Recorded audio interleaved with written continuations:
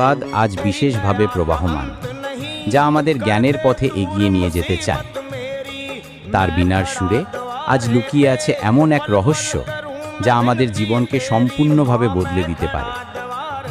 আজকের মহাজাগতিক স্পন্দনে অনুভব করুন, সরস্বতী দেবী কেবল জ্ঞানের দাত্রী, সম্পদের নয়।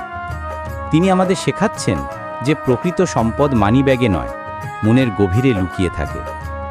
যখন আমরা শিক্ষার প্রতি উদাসীন হয়ে পড়ি, তখন আর যারা মনে করে যে কেবল টাকার জোরেই সব কিছু পাওয়া যায়, তারা জীবনের সবচেয়ে বড় সত্যটি মিস করে। নৃত্যে লক্ষ্য করুন, সরস্বতী মা আমাদের বলছেন যে জ্ঞানই একমাত্র সম্পদ যা কেউ কেড়ে নিতে পারে না।